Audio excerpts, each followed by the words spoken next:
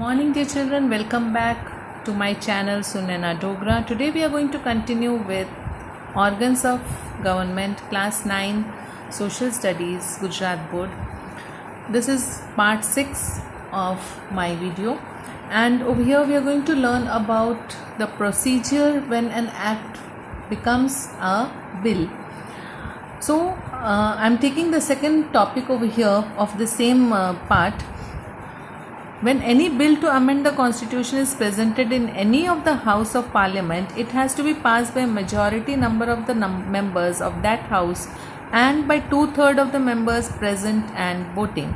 So how does a bill be passed in the constitution is that if any house is representing that bill, then the majority of the members should be present in the house. And what is a majority to be present? 2/3 of the members. So जिस किसी भी house में ये bill pass हो रहा है, उस house के 2/3 मेंबर्स उस वक्त प्रेजेंट होने चाहिए और वोटिंग करके फिर वो बिल पास किया जाता है. If a bill pertains to any matter related to the center or the state, it requires permission of more than half the legislative assemblies of the state.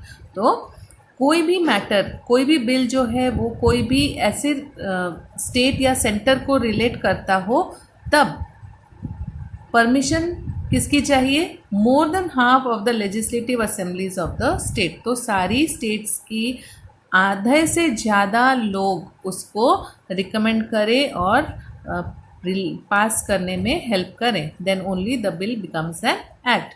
This bill also goes through the same process as the ordinary bill. Then procedure subject to money bill. Now how does a money bill become a act? Whether the bill is money bill or not is decided by the speaker of the Lok Sabha. तो ये जो bill है वो money bill है कि नहीं, वो finance के रिलेटेड है कि नहीं, वो कौन डिसाइड करता है? वो स्पीकर डिसाइड करता है. और कौन सा स्पीकर? लोकसभा में जो स्पीकर हैं वो डिसाइड करते हैं कि ये बिल जो है वो मनी बिल है या ordinary bill. A bill containing the recommendations of the budget of financial matters is called a money bill. तो कोई भी बिल जिसमें बजट या कोई भी फाइनेंशियल मैटर्स को डिस्कस करने के लिए बनाया जाता है वो उसे कहा जाता है money bill. The budget of the center is presented around 28 February in the Lok Sabha, mostly by the finance minister. तो जो हर साल 28 फरवरी को बजट पास होता है सेंटर में, और बजट जो है वो 28 फरवरी को ही, around 28 February, not exactly on 28 February but around 28 February the budget bill is passed or is presented in Lok Sabha by whom? By the finance minister.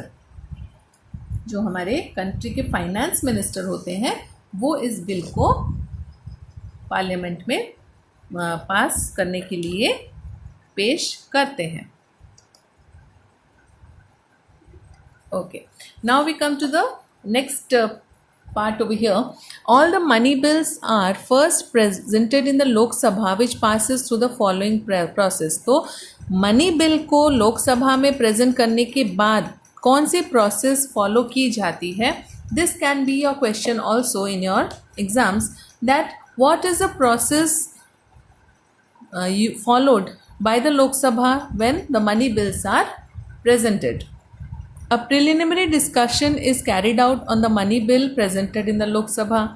The expenses mentioned in the budget are discussed upon. The finance minister presents all the numeric details of the budget in the parliament. तो पहले एक preliminary discussion carry out होती है money bill को लेकर लोकसभा में. उसके बाद जितना भी खर्चा हुआ है इतने उस पूरे साल में जिस किसी भी डेवलपमेंट को लेकर या जिस किसी भी स्कीम को लेकर, जैसे कि road development, then defence budget, then food budget, then emergency budget, तो इस तरह से अलग अलग सेक्टर्स के अलग अलग बजट्स होते हैं.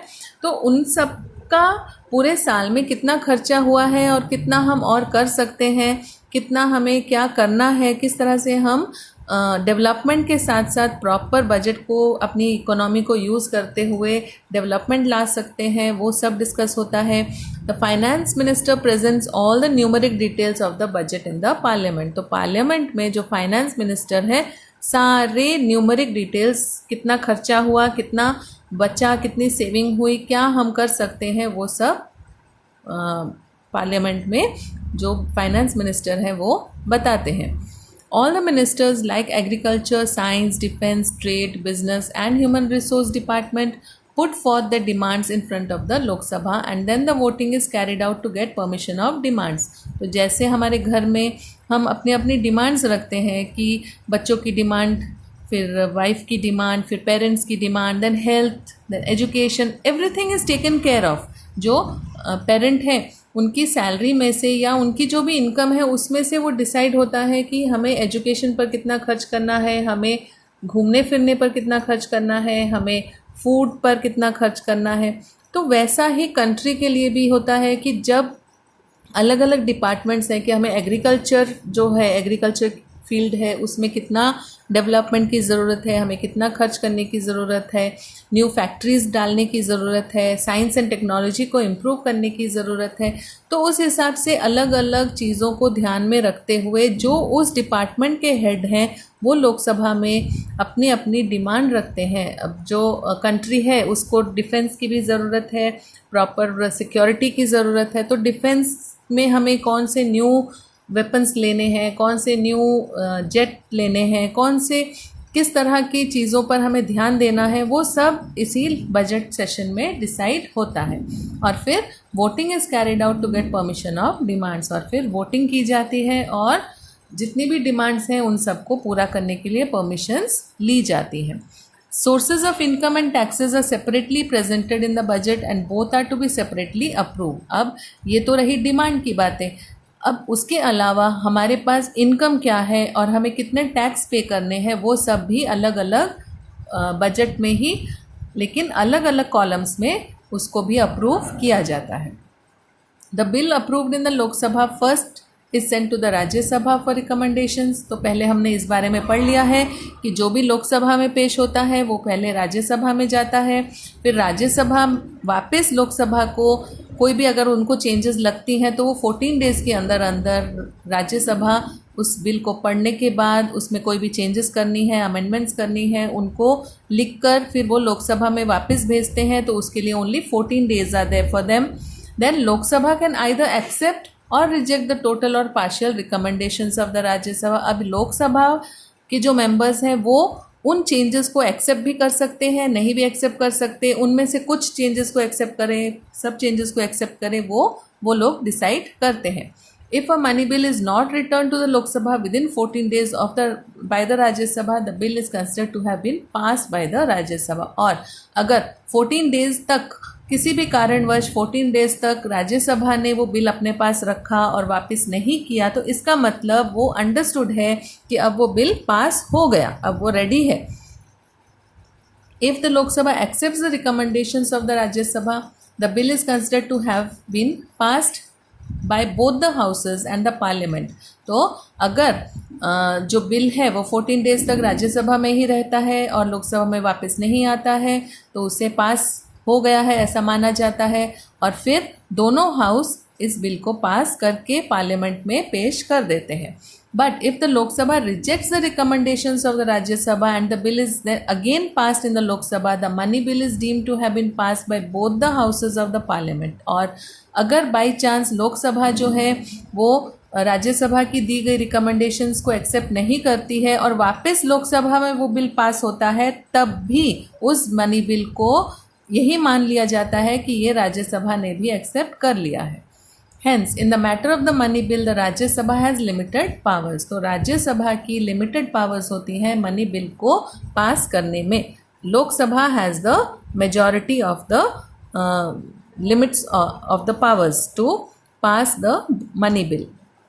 After the money bill is passed by both the houses of the parliament, it is sent to the president for his assent.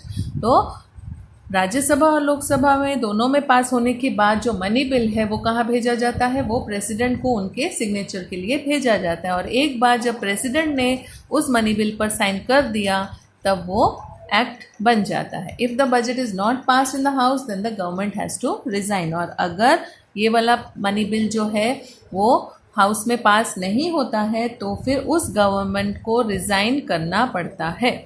Apart from this, in both the houses of the parliament, the social, economic, political, defense and foreign matters are discussed। तो जो parliament है उसमें सिर्फ ordinary bills और money bills ही नहीं discuss होते, उसके अलावा भी बहुत सारी चीज़ों को डिस्कशन किया जाता है, जैसे कि हमारी social, economic, political, defence and foreign matters. The Lok Sabha monitors and controls the works of executive, cabinet of ministers and the bureaucrats। तो लोक सभा जो है वो क्या करते हैं, वो मॉनिटर एंड कंट्रोल करते हैं किसके काम को, एग्जीक्यूटिव कमिटी को, कैबिनेट ऑफ मिनिस्टर्स को और ब्यूरोक्रेट्स को। It is the work of the elected members to see that the funds of the public are utilized properly। तो ये जो इलेक्टेड मेंबर्स हैं जिनको हमने इलेक्ट करके वोट करके लोकसभा में बिठाया है, उन लोकसभा के कैबिनेट मिनिस्टर्स का काम क्या है, उनका ये काम है कि जो फंड्स हैं वो पब्लिक के लिए यूटिलाइज हो, वो किसी भी तरह से मिसयूज़ ना हो। Lok Sabha has a direct control over the use of public funds. Without the consent of the houses of the parliament no new taxes can be levied और any improvement in existing taxes can be done. तो दोनों houses का approval बहुत ज़रूरी है। अगर हमें कोई भी नया टैक्स इम्प्लीमेंट करना है, कोई भी नए जो पुराने टैक्स है उनमें अगर कुछ भी हमें इंक्रीज़ करना है तो हमें दोनों हाउस का अप्रूवल लेना ज़रूरी है। The houses of the parliament are called as the custodians of the public funds as it controls the functioning of the executive. तो दोनों हाउस, राज्यसभा और लोकसभा, जो पार्लियामेंट के हाउस हैं, उन दोनों ही पब्लिक फंड के कस्टेडियन हैं, मतलब वो उनके गार्डियन हैं। Besides this the parliament has the power to remove the president. तो पार्लियामेंट में इतनी पावर है कि वो प्रेसिडेंट को, वाइस प्रेसिडेंट को, चीफ जस्टिस को, सुप्रीम कोर्ट और हाई कोर्ट दोनों के चीफ जस्टिस को वो अपने पोस्ट से रिमूव कर सकें।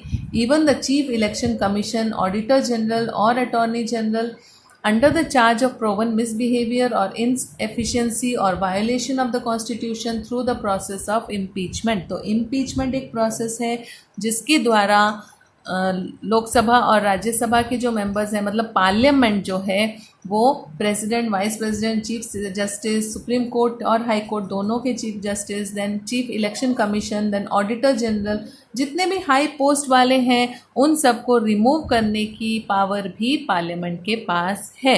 अगर उन्हें लगता है कि ये जो व्यक्ति हैं ये सही काम नहीं कर रहे, वो अपने फंड्स का अपने देश के विरुद्ध जा रहे हैं या फिर देशद्रोही हैं या फिर कोई भी ऐसा गलत काम कर रहे हैं जो देश के हित में नहीं है, तो उनको रिमूव करने का हक पार्लियामेंट के पास है। So with this we come to an end of this topic of how a bill becomes a act. Now, in the next topic, we will learn about legislature at the state level. I will continue in my next video. Thank you for watching. Please do like and subscribe and comment. And we will surely be able to do more better in this lockdown period. Thank you for watching.